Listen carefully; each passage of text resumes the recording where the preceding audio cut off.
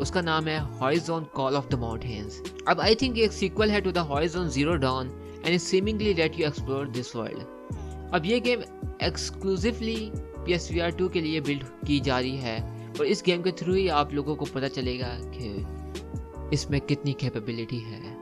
Assalamualaikum everyone, I hope your day is going well and it's me Ahmad Adeem and welcome back to another video of Honest Talks। So you may already know कि कुछ दिन पहले एक event चला था जिसका नाम CES 2022। अब ये इवेंट काफ़ी ही इंटरेस्टिंग था और इसमें बहुत सारी चीज़ें शोकेस की गई थी and it has given us bunch of stuffs related to gaming world. So here is the list and round up about the gaming products that has been showcased in this event. So sit back, relax and get a bag of popcorn because this is gonna be a video full of tech.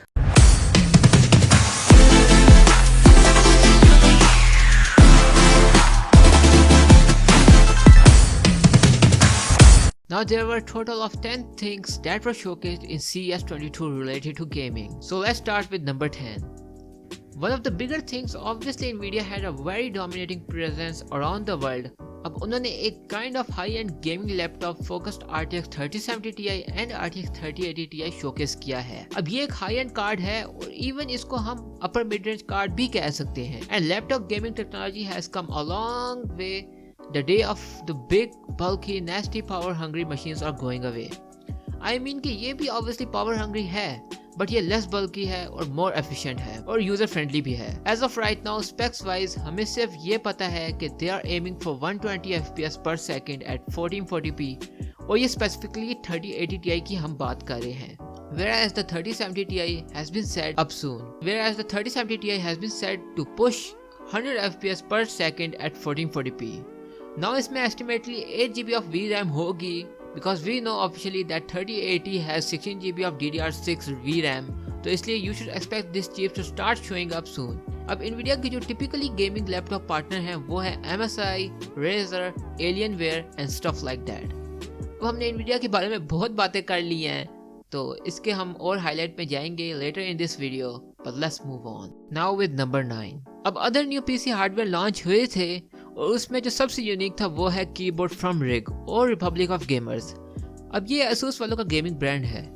The strike flare 2 animate is a mechanical keyboard. ये आपको सारे usual gaming mechanical keyboard stuff करेगा but इसमें एक यूनिक चीज है वो है LED display in the corner. Oh damn. It's price at $220 जो कि पाकिस्तानी बहुत ज़्यादा है। अब आप लोग सोच रहे होंगे ये डिस्प्ले किस लिए है। Well it can show system info like time, date, battery life and it can also display animations and logos. So कुछ इतना ज़्यादा नहीं है but this hits headlines. But it isn't exactly new to the keyboard game anyway. Now there have been some brands जिसमें LED screen देखी जा सकती थी in the keyboard और वो कुछ ऐसी ही info show करती हैं except they aren't the size of the display. Now think of something more in line with the screen on a calculator. अब there's always one big new shining piece of hardware at CES और उनमें से ये है for this year। अब ये तो बता दिया है तो we shall speak about the nice things और मुझे लगता है कि मुझे आप लोगों को प्रोजेक्ट सोफिया के बारे में बताना चाहिए। अब ये रेजर का नेक्स्ट बिग थिंग है और बाय दैट आई मीन के हर दूसरे दिन वो लोग नए प्रोडक्ट आइडियाज़ डालते हैं जो कि मेन स्ट्रीम मार्केट में नहीं आ पाती अनफॉर्चुनेटली। अब उधर बहुत crazy over the top prototypes हैं जो कि नहीं पता किधर जाएंगी बट जो प्रोजेक्ट सोफिया है उसको दुनिया का सबसे first modular gaming desktop concept का टाइटल दिया गया है और ये प्रीटी स्वीट है। मतलब कि it's really sleek, simple table है but with all the stuff and मज़े की बात ये कंप्लीट मॉड्यूलर है और चेंजेबल है। अब ये सारे मॉड्यूल्स ये डिफरेंट चीज़ें करती हैं जैसे कि it monitors your system, shortcuts और lighting, everything with a beautiful screen. It's really over the top but hopefully ये एक स्टार्ट होगी for the future of gaming desk. Who knows, let's see. Now next over at number 8, the newest INU has been revealed और उसका नाम है The Next। अब इसके बारे में हम थोड़ा बहुत जानते हैं बट जिनको नहीं पता तो the INU is essentially like a Steam Deck, but it was before the Steam Deck। तो ये एक handheld device है just like Nintendo Switch और इसमें pretty beefy specs हैं and it runs Windows। तो मज़े की बात यह है और इसमें आप PC games भी खेल सकते हैं whether you play on Steam, Epic, whatever। अब ये डिवाइस ऑलरेडी पहले टेस्ट हुई है and it seems pretty cool। Of course अगर आपके पास ज़्यादा कैश है तभी आप बाय कर सकते हैं, क्योंकि इसकी प्राइस है $1000। और जो ये Aioneo Next है, इसमें आपको AMD Ryzen 7 5800 सीरीज़ का CPU मिलने वाला है और इसमें 32 GB ऑफ रैम आपको मिलेगी, तो काफ़ी इसके इंटरेस्टिंग स्पेक्स हैं। अब ये एक हैंडल डिवाइस है और इसकी इतनी हाइप क्रिएट नहीं हुई इस वजह से कि इसकी प्राइस बहुत ज़्यादा थी। अब हम नंबर 7 पे चलते हैं। Asus announced the new ROG gaming router. अब ये एक प्रीटी एक्साइटिंग न्यूज़ थी, क्योंकि टेक्निकली ये दुनिया का पहला quad band Wi-Fi 6E gaming focus router होने वाला है। हमने ऐसे राउटर्स के बारे में पहले भी सुना है, बट ये वाला router specifically target towards gamers.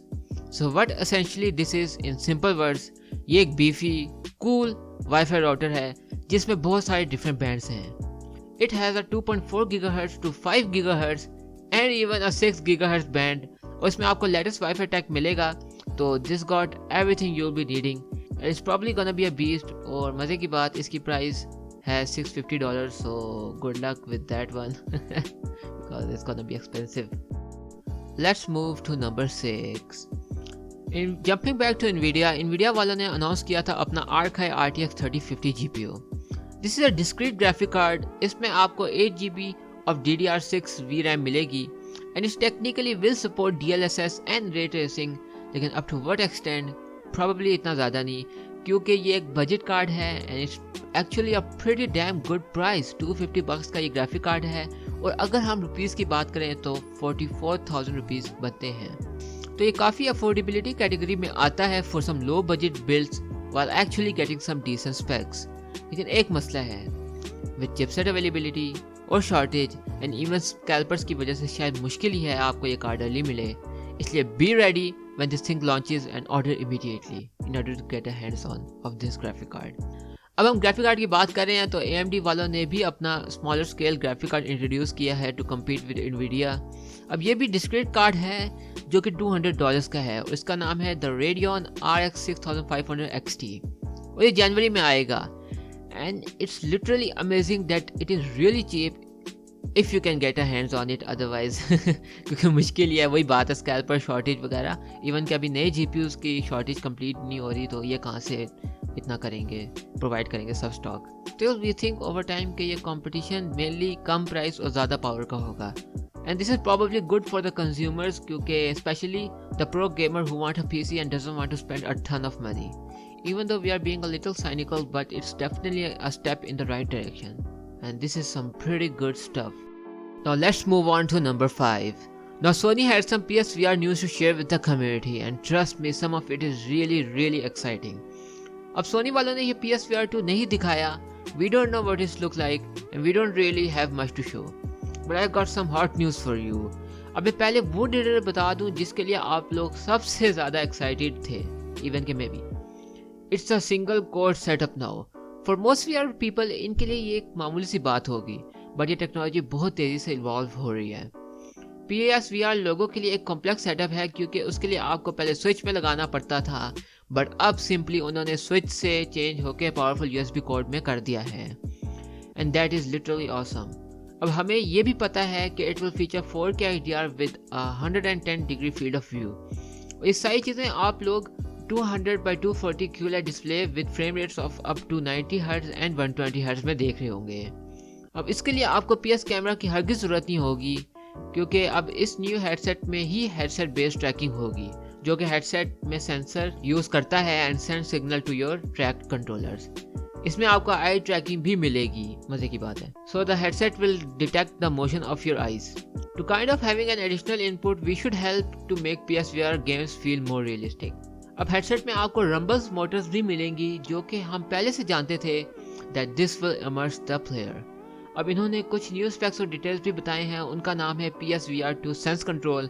अब इसी के साथ सोनी वालों ने सबसे इम्पॉर्टेंट बात भी रिलीज़ की है, और वो है गेम्स। सो हमें एक न्यू PSVR गेम मिलने वाली है, उसका नाम है Horizon Call of the Mountains। अब आई थिंक ये एक सीक्वल है to the Horizon Zero Dawn and it seemingly let you explore this world. अब ये गेम एक्सक्लूसिवली PSVR 2 के लिए बिल्ड की जा रही है, और इस गेम के थ्रू ही आप लोगों को पता चलेगा कि इसमें कितनी कैपेबिलिटी है। Now over at number 4, let's move back to Nvidia। ये लोग बहुत सारे अनाउंसमेंट लेकर आए हैं, इसलिए हम बैक टू बैक वापस Nvidia पे जा रहे हैं। They have the laptop spec stuff, और जो सबसे important announcement with the RTX 3080 and 3070 Ti is the return of their Max-Q technology। अब अगर आप डेस्कटॉप गेमर हैं तो you probably don't care about this, लेकिन ये न्यूज़ काफ़ी important है। अब a lot of people were sad to see Nvidia ditch it years back, but this technology uses artificial intelligence to move power back and forth between the CPU and GPU, depending upon what exactly you are using your laptop for।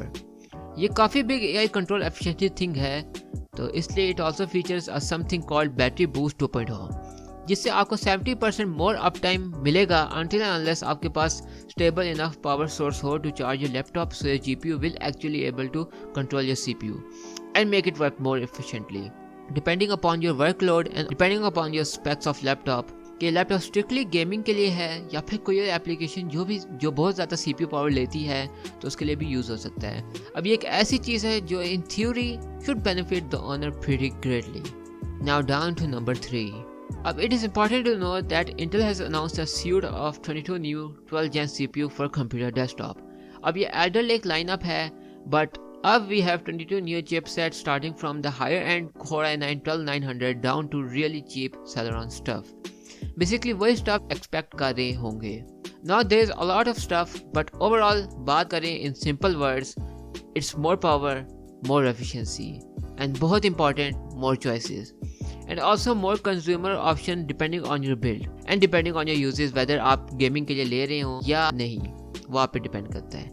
अब AMD वालों ने भी अपने new sets of GPU and CPUs launch किए थे along this year। More specifically, we have the AMD Ryzen 6000 series जो कि pretty insane है। Finally, 2 news is left. So number 2। अब again Nvidia पे जाते हैं। अब सबसे बड़ी न्यूज़ for games ये है कि the fact that Nvidia वालों ने अपना RTX 3090 Ti अनाउंस किया है, which they are calling an absolute beast of a GPU। But इस GPU में आपको 10,752 CUDA cores मिलेंगे, and it's got 24 GB of GDDR6X video memory, and it's even got a bunch of teraflops, और ये एक beast GPU है। But unfortunately ये GPU बहुत expensive होने वाला है, और साथ ही साथ too much difficult to get the hands on it। अब ये most people के लिए worth it नहीं होगा due to high prices, but people are going to have an option। आजकल तो सारी GPU की प्राइस बहुत ज़्यादा हुई हुई है, but कम हो जाएगी soon इंशाल्लाह। Last but not the least, number 1। अब सैमसंग के ऊपर बात कर लेते हैं कि now Samsung really likes to push their limit with their tech and ज़्यादातर स्क्रीन्स के साथ, and their new Odyssey Ark monitor definitely does that for sure. ये कर्व डिस्प्ले 55 इंच का है with 16:9 aspect ratio with 4K resolutions. It's like a combo of nacho with cheese. कुछ भी Well, I did say it right, I think so। And yeah, obviously you are looking at this and might be thinking this is ridiculous, but you can also turn it on its side and you can use it vertically and literally towers over you। अब previous तो यही देखा था कि previews तो यही दिखाते थे कि अगर आप वर्टिकली मॉनिटर को यूज़ करेंगे तो आपको गेम पे को कुछ नहीं होगा। अब इसमें वायरलेस डायल कंट्रोलर भी है जिससे आप मॉनिटर का कंट्रोल कर सकते हैं, and this is an overkill।